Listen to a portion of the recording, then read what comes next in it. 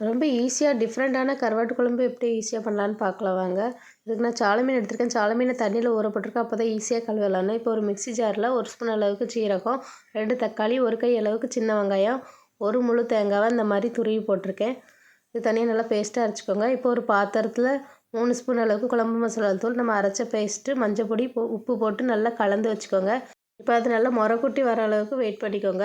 இப்போ இதுலேயே 1 ஸ்பூன் அளவுக்கு மிளகாய்த்தூள் போட்டுக்கோங்க. உங்களுக்கு தேவையான காய்கறி போட்டுக்கோங்க.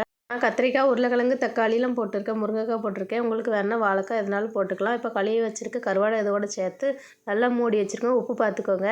இப்போ நல்லா கொதித்து ஒரு 10 நிமிஷத்தில் ரெடி ஆயிரும். இப்போ இதுக்கு தாளிப்பு பார்த்துக்கலாம். ஒரு பாத்திரத்தில் எண்ணெய் ஊற்றி கடுகு போட்டு கொஞ்சமாக வெந்தயம் போட்டுக்கலாம். வெந்தயம் கடுகு நல்லா வெடித்த உடனே இதில் கொஞ்சமாக சின்ன வெங்காயத்தை வெட்டி வச்சுருக்கேன். அதையும் போட்டுக்கலாம். போட்டு நல்லா தாளிச்சிக்கிடலாம். இது கூடவே ஒரு வரமிளகா போட்டுக்கலாம்.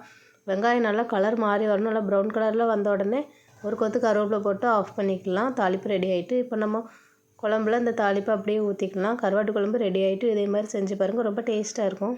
இந்த மாதிரி வீடியோ பிடிச்சிருந்தா சேனல் லைக் பண்ணுங்கள், ஷேர் பண்ணுங்கள், சப்ஸ்கிரைப் பண்ணுங்கள், பெல் ஐக்கன் கிளிக் பண்ணுங்கள்.